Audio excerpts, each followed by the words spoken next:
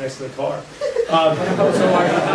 So I ended up, I never even got out of third gear. I mean, because when you have to go about 120 to get into fourth. He still has that car, but he did get a ticket going down Sand Hill Road doing 150 miles an hour. So he regrets that, I'm sure. So I got a chance to do a lot of things. I met some other people. At some point, we're going to have to turn this camera off. I can't talk about all this stuff. So tell me when you want to turn it off, Kenny, and I'll tell you the rest of it. But let me just finish. I'll save the rest of the stories for later, okay? But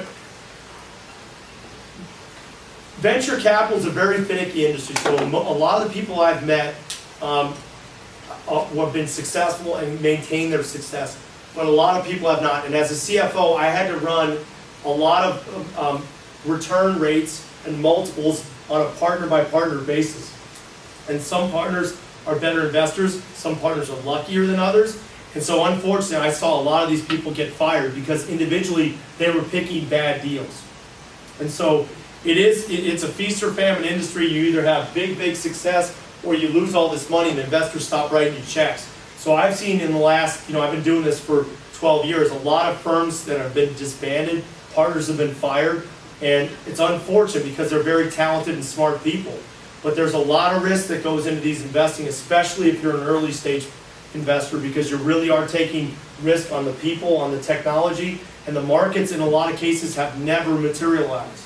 So it's very sad. A lot of the technology that's being developed now, I actually saw being developed 8-9 years ago, and the entrepreneurs were just too far ahead of the technology curve and they couldn't execute it.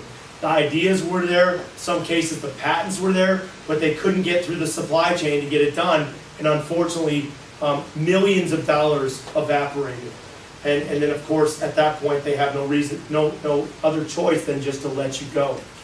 So if a venture capital firm can maintain success, it just keeps raising fund after fund every 3 or 4 years, and then a lot of firms grow to a multi-billion-dollar industry. And just by themselves, and they continue to fund companies. So what I'm going to do is maybe stop the recorder, take some questions, and then I'll tell a couple more stories, and I know it's about time for you guys to go, so I'll be cognizant of that.